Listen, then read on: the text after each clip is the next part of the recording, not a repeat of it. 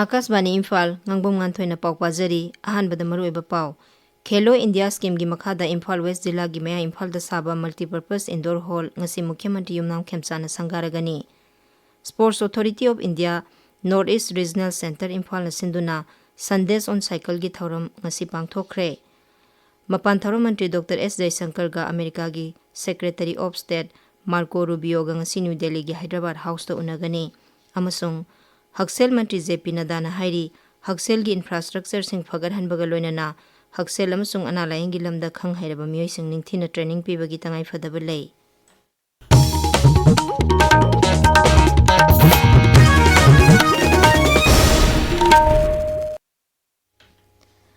Khelo India scheme gi makhada Imphal West Jilla gi mayang Imphal da leiba Saroikhong playground da saba multipurpose indoor hall ngasi nungthil Mukhyamantri Yumnam Khemchana sangaragani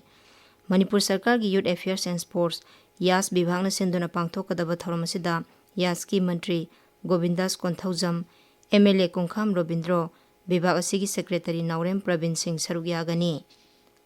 Sports Authority of India North East Regional Center Imphal na sinduna Sandesh on cycle gi thoram ngasi pangthokre Takyel Sai Complex dagi lamthaduna lamsang phauduna chatlaba matung Sai Complex da panthungpham oikhiba thoram aduda MLA Thaunaujam Basanta Kumar Padma Shri Awardee Namairakpam Kunjarani amadi Sai NERC Imphal gi Regional Director K Dandapani sarukyakhi thoram aduda wangangbada Shri Basanta Kumar na hai paring naina chathariba Sandesh on cycle thorambu miyamna saugotpiduna lamdam asida afaba sanaroi kya puthokpa amasung ing tappa lamdam ama oiraknaba hotnabada akhoi punna saruk yaminarasi thoram aduda Commonwealth Games da takman laurakhraba sanaroi singda khudol potpiduna pungning thaugatkhi Coordinating Committee on Manipur Integrity Kokomi gi Students Front na sinduna naha singi bike rally ama ngasi pangthokli rally adu ngasi ayuk awang sekmaidagi lamthakhibani rally asi tidim lambi kumbi wangu kaksing amasung thawal phawraga Imphal gi kanglada thungani Raija sida santi puraknabagi pandamda sinkhiba rally adu da biker lising amarom saruk yari All Manipur Recognized Private Schools Welfare Association sinduna Major Public Examinations in School Education Issues and Challenges haiba hiramda nongmagi oiba seminar amangasi Imphal gi sanjenthongda leiba Manipur State Guest House da pangthokli Seminar adu da wangangbada Association asigi President L. Joy Khuman na hai Raija sida pangthokpa maru oiba parikha singda niyom chumna parikha pangthoktuna shiksha gi magun lehenaba punna honaminaba tangai fade Mahima sing tambiba amasung parikha pangthokpada niyom chumna thabak tawduna afaba mirol ama semgalasi haina Sri Joy na phongdokhi Thoramduda tongan tongan bahiram singda khanghai singna wa ngangli Raja Dumra Singh Badminton Association Imphal isna sinduna Jilla asigi androda leiba Hills and Harvest da uchara sing thakre World Environment Day ga mari lenana Inspired by Nature for Climate for Our Future haiba hiram da pangthokiba thoramduda uhai panba uchara yauna pambi satret yankhairom thakhi India Meteorological Department Imphal Center na hairi Manipur gi jilla pumnamakta ngasi nongchuraba yai center asigi cherol amada hai Raija sigi jilla kharada ding asi akhagrau yauna mayai orap kana nongchuraba yai hayengsu Raija sigi jilla sing Tamenglong Senapati Ukhrul Kamjong Tengnopal Chandel Churachandpur amsung Pherjol da nongchugani Assam Meghalaya Sub Himalayan nongchu Bengal amsung Sikkim da su ngasi akanba nongchugani hairi Amaromda Delhi, Haryana, Chandigarh, Madhya Pradesh amasung Uttar Pradesh ki nokpok thangba saruk amasung Vidarbha da ngasi ka hena sagani haina Met Vibhag ki pauna hairi hairiba phibam asi Bihar, Chhattisgarh, Jharkhand, Odisha, Punjab, Rajasthan, Telangana da su mayoknagani hairi Mapan Tharo Mantri Dr. S. Jaishankar ga America gi Secretary of State Marco Rubio ga ngasi New Delhi gi Hyderabad House to unagani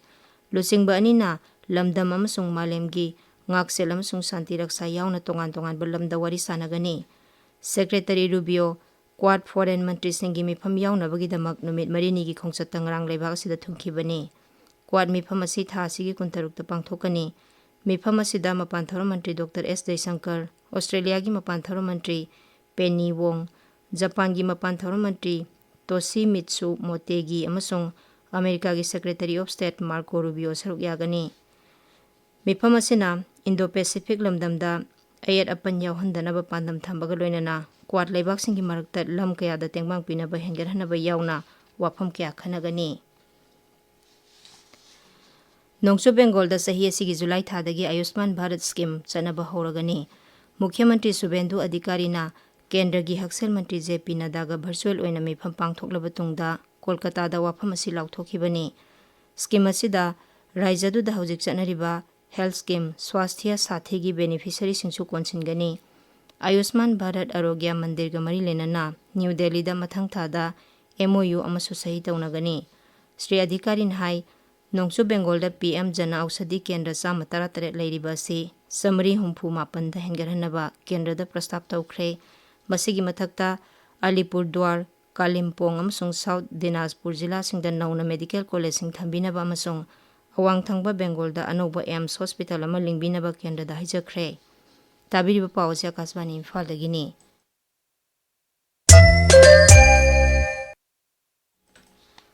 ꯍꯛꯁꯦꯜ ꯑꯃꯁꯨꯡ ꯌꯥꯏꯐ-ꯌꯨꯝꯕꯥꯜ ꯃꯟꯇ꯭ꯔꯤ ꯖꯦ.ꯄꯤ. ꯅꯗ꯭ꯗꯥꯅ ꯍꯥꯏꯔꯤ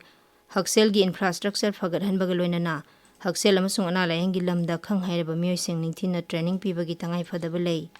new ꯗꯦꯜꯂꯤꯗ ꯄꯥꯡꯊꯣꯛꯄ National Board of Examinations in Medical ꯁꯥꯏꯟꯁꯦꯁꯀꯤ 12ꯁꯨꯕ convocation ꯊꯧꯔꯝꯗ ꯃꯟꯇ꯭ꯔꯤꯅ ꯋꯥꯐꯝ ꯑꯁꯤ ꯐꯣꯡꯗꯣꯛꯈꯤꯕꯅꯤ꯫ ꯁ꯭ꯔꯤ ꯅꯗ꯭ꯗꯥꯅ ꯍꯥꯏ ꯑꯅꯥ-ꯂꯥꯌꯦꯡꯒꯤ ꯂꯝꯗ ꯗꯣꯛꯇꯔꯁꯤꯡꯅ ꯁꯣꯐꯠꯋꯦꯌꯔ ꯑꯃꯁꯨꯡ ꯏꯟꯐ꯭ꯔꯥꯁ꯭ꯇꯔꯛꯆꯔ ꯑꯃꯗꯤ ꯑꯇꯩ ꯃꯆꯥꯛ-ꯃꯊꯨꯝꯁꯤꯡꯅ ꯂꯩꯕꯥꯛ ꯑꯁꯤꯒꯤ ꯍꯥꯔꯗꯋꯦꯌꯔ ꯑꯣꯏꯅ ꯃꯊꯧ ꯇꯧꯔꯤ꯫ ꯁꯔꯀꯥꯔꯅ VBG ꯔꯥꯝꯖꯤ ꯑꯦꯛꯀꯤ ꯗ꯭ꯔꯥꯐ ꯔꯨꯜ ꯐꯣꯡꯈ꯭ꯔꯦ꯫ ꯃꯁꯤ ꯃꯤꯌꯥꯝꯅ ꯑꯦꯛ ꯑꯁꯤꯒꯤ ꯃꯇꯥꯡꯗ ꯍꯦꯟꯅ ꯄꯥꯛ ꯁꯟꯅ ꯈꯟꯅꯅꯕꯒꯤ ꯄꯥꯟꯗꯝꯗ ꯐꯣꯡꯕꯅꯤ꯫ ꯔꯨꯔꯦꯜ ꯗꯤꯚꯦꯂꯞꯃꯦꯟꯠ ꯃꯟꯇ꯭ꯔꯥꯂꯣꯏꯅ ꯍꯥꯏ ꯀꯅꯥꯒꯨꯝꯕ ꯃꯤꯑꯣꯏ, ꯁ꯭ꯇꯦꯛꯍꯣꯜꯗꯔ, ꯑꯣꯔꯒꯅꯥꯏꯖꯦꯁꯟ ꯅꯠꯇ꯭ꯔꯒꯅ ꯏꯟꯁꯇꯤꯇ꯭ꯌꯨꯁꯟꯁꯤꯡꯅ ꯃꯈꯣꯏꯒꯤ ꯑꯣꯏꯕ ꯁꯖꯦꯁꯟ ꯅꯠꯇ꯭ꯔꯒ ꯌꯥꯅꯤꯡꯗꯕ ꯋꯥꯐꯝ ꯃꯊꯪ ꯊꯥꯒꯤ 12 ꯐꯥꯎꯕꯗ ꯄꯨꯈꯠꯂꯛꯇꯨꯅ ꯑꯦꯛ ꯑꯁꯤꯒꯤ ꯃꯇꯥꯡꯗ ꯑꯃꯨꯛ ꯍꯟꯅ ꯈꯟꯅꯕ ꯌꯥꯒꯅꯤ꯫ ꯁꯤꯂꯣꯡꯒꯤ ꯁ꯭ꯇꯦꯠ ꯀꯟꯚꯦꯟꯁꯟ ꯍꯣꯜꯗ ꯉꯔꯥꯡ ꯑꯀꯥꯁꯕꯥꯅꯤꯅ ꯄꯕ꯭ꯂꯤꯛ ꯕ꯭ꯔꯣꯗꯀꯥꯁꯇꯔ ꯑꯃ ꯑꯣꯏꯅ ꯃꯤꯌꯥꯝꯒꯤ ꯁꯦꯕꯥ ꯇꯧꯔꯛꯄ ꯆꯍꯤ 70 ꯁꯨꯔꯛꯄꯒꯤ ꯄꯥꯂꯟ ꯊꯧꯔꯝ ꯄꯥꯡꯊꯣꯛꯈ꯭ꯔꯦ꯫ ꯊꯧꯔꯝ ꯑꯁꯤꯒ ꯃꯔꯤ ꯂꯩꯅꯅ ꯑꯀꯥꯁꯕꯥꯅꯤ ꯁꯤꯂꯣꯡ ꯑꯃꯁꯨꯡ ꯑꯀꯥꯁꯕꯥꯅꯤ ꯅꯣꯔꯊ ꯏꯁꯇꯔꯟ ꯁꯔꯚꯤꯁꯦꯁꯅ ꯄꯨꯟꯅ ꯁꯤꯟꯗꯨꯅ ꯏꯁꯩ-ꯅꯣꯡꯃꯥꯏꯒꯤ ꯊꯧꯔꯝ ꯑꯃ ꯉꯔꯥꯡ ꯅꯨꯃꯤꯗꯥꯡꯋꯥꯏꯔꯝ ꯄꯥꯡꯊꯣꯛꯈꯤ꯫ ꯊꯧꯔꯝ ꯑꯗꯨꯗ ꯃꯦꯘꯥꯂꯌꯒꯤ ꯃꯃꯤꯡ ꯂꯩꯔꯕ ꯑꯥꯔꯇꯤꯁꯁꯤꯡ ꯑꯃꯁꯨꯡ ꯕꯦꯟꯗ ꯀꯌꯥꯅ ꯁꯔꯨꯛ ꯌꯥꯈꯤ꯫ ꯗꯦꯃꯣꯀ꯭ꯔꯦꯇꯤꯛ ꯔꯤꯄꯕ꯭ꯂꯤꯛ ꯑꯣꯐ ꯀꯣꯡꯒꯣꯗ ꯑꯦꯕꯣꯂꯥ ꯂꯥꯏꯆꯠꯇ ꯁꯤꯕ ꯃꯤꯒꯤ ꯃꯁꯤꯡ 204 ꯁꯨꯔꯦ꯫ ꯂꯩꯕꯥꯛ ꯑꯗꯨꯒꯤ ꯍꯛꯁꯦꯜ ꯃꯟꯇ꯭ꯔꯥꯂꯣꯏꯒꯤ ꯄꯥꯎꯅ ꯍꯥꯏ ꯍꯧꯖꯤꯛ ꯐꯥꯎꯕꯗ ꯄꯨꯟꯅ ꯃꯤꯑꯣꯏ 968 ꯂꯣꯝ ꯂꯩꯅꯥ ꯑꯁꯤꯅ ꯅꯥꯔꯝꯕ ꯌꯥꯏ ꯍꯥꯏꯔꯤ꯫ ꯃꯁꯤꯒꯤ ꯃꯅꯨꯡꯗ ꯃꯤꯑꯣꯏ 204 ꯁꯤꯈ꯭ꯔꯦ꯫ ꯑꯐ꯭ꯔꯤꯀꯥꯟ ꯌꯨꯅꯤꯌꯟꯒꯤ ꯍꯦꯜꯊ ꯑꯣꯊꯣꯔꯤꯇꯤꯅ ꯉꯔꯥꯡ ꯗꯦꯃꯣꯀ꯭ꯔꯦꯇꯤꯛ ꯔꯤꯄꯕ꯭ꯂꯤꯛ ꯑꯣꯐ ꯀꯣꯡꯒꯣ ꯑꯃꯁꯨꯡ ꯎꯒꯥꯟꯗꯥ ꯈꯛꯇ ꯅꯠꯇꯅ ꯃꯍꯥꯗꯦꯁ ꯑꯁꯤꯒꯤ ꯑꯇꯩ ꯂꯩꯕꯥꯛꯁꯤꯡꯗꯁꯨ ꯂꯩꯅꯥ ꯑꯁꯤꯅ ꯁꯣꯛꯍꯜꯂꯛꯄ ꯌꯥꯏ ꯍꯥꯏꯅ ꯆꯦꯛꯁꯤꯟꯋꯥ ꯐꯣꯡꯗꯣꯛꯈ꯭ꯔꯦ꯫ ꯀꯣꯡꯒꯣꯗ ꯔꯦꯗ ꯀ꯭ꯔꯣꯁꯀꯤ ꯚꯣꯂꯨꯟꯇꯤꯌꯔ 3 ꯂꯩꯅꯥ ꯑꯁꯤꯅ ꯂꯩꯈꯤꯗ꯭ꯔꯦ ꯍꯥꯏꯔꯤ꯫ ꯏꯟꯗꯤꯌꯟ ꯄ꯭ꯔꯤꯃꯤꯌꯔ ꯂꯤꯒꯇ ꯃꯨꯝꯕꯥꯏ ꯏꯟꯗꯤꯌꯟꯁꯀ ꯔꯥꯖꯁꯊꯥꯟ ꯔꯣꯌꯦꯜꯁꯀ ꯅꯨꯡꯊꯤꯜ ꯄꯨꯡ 3:30ꯗ ꯑꯗꯨꯒ ꯀꯣꯜꯀꯇꯥ ꯅꯥꯏꯠ ꯔꯥꯏꯗꯔꯁꯀ ꯗꯦꯜꯂꯤ ꯀꯦꯄꯤꯇꯦꯜꯁꯀ ꯉꯁꯤ ꯅꯨꯃꯤꯗꯥꯡ ꯄꯨꯡ 8:30ꯗ ꯊꯦꯡꯅꯒꯅꯤ꯫ ꯉꯔꯥꯡ ꯂꯈꯅꯧꯒꯤ ꯑꯦꯛꯅꯥ ꯀ꯭ꯔꯤꯀꯦꯠ ꯁ꯭ꯇꯦꯗꯤꯌꯝꯗ ꯁꯥꯟꯅꯈꯤꯕ ꯃꯦꯠꯁꯇ ꯄꯟꯖꯥꯕ ꯀꯤꯡꯁꯅ ꯂꯈꯅꯧ ꯁꯨꯄꯔ ꯖꯥꯏꯟꯁꯄꯨ ꯋꯤꯀꯦꯠ 8ꯇ ꯃꯥꯏꯊꯤꯕ ꯄꯤꯈꯤ꯫ ꯑꯔꯣꯏꯕꯗ ꯃꯔꯨꯑꯣꯏꯕ ꯄꯥꯎ ꯑꯃꯨꯛ ꯍꯟꯅ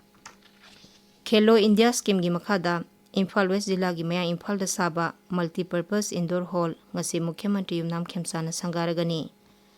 sports Authority of India North East Regional Centre ꯏꯝꯐꯥꯜꯅ ꯁꯤꯟꯗꯨꯅ ꯁꯟꯗꯦꯁ ꯑꯣꯟ ꯁꯥꯏꯀꯜꯒꯤ ꯊꯧꯔꯝ ꯉꯁꯤ ꯄꯥꯡꯊꯣꯛꯈ꯭ꯔꯦ꯫ ꯃꯄꯥꯟ ꯊꯧꯔꯝ ꯃꯟꯇ꯭ꯔꯤ ꯗꯣꯛꯇꯔ S. ꯖꯌꯁꯪꯀꯔꯒ ꯑꯃꯦꯔꯤꯀꯥꯒꯤ ꯁꯦꯀ꯭ꯔꯦꯇꯔꯤ ꯑꯣꯐ ꯁ꯭ꯇꯦꯠ ꯃꯥꯔꯀꯣ ꯔꯨꯕꯤꯌꯣꯒ ꯉꯁꯤ ꯅ꯭ꯌꯨ ꯗꯦꯜꯂꯤꯒꯤ ꯍꯥꯏꯗ꯭ꯔꯕꯥꯗ ꯍꯥꯎꯁꯇ ꯎꯅꯒꯅꯤ꯫ ꯑꯃꯁꯨꯡ ꯍꯛꯁꯦꯜ ꯃꯟꯇ꯭ꯔꯤ ꯖꯦ.ꯄꯤ. ꯅꯗ꯭ꯗꯥꯅ ꯍꯥꯏꯔꯤ ꯍꯛꯁꯦꯜꯒꯤ ꯏꯟꯐ꯭ꯔꯥꯁ꯭ꯇꯔꯛꯆꯔꯁꯤꯡ ꯐꯒꯠꯍꯟꯕꯒ ꯂꯣꯏꯅꯅ ꯍꯛꯁꯦꯜ ꯑꯃꯁꯨꯡ ꯑꯅꯥ-ꯂꯥꯌꯦꯡꯒꯤ ꯂꯝꯗ ꯈꯪ-ꯍꯩꯔꯕ ꯃꯤꯑꯣꯏꯁꯤꯡ ꯅꯤꯡꯊꯤꯅ ꯇ꯭ꯔꯦꯅꯤꯡ ꯄꯤꯕꯒꯤ ꯇꯉꯥꯏꯐꯗꯕ ꯂꯩ꯫ ꯄꯥꯎ ꯂꯣꯏꯖꯔꯦ꯫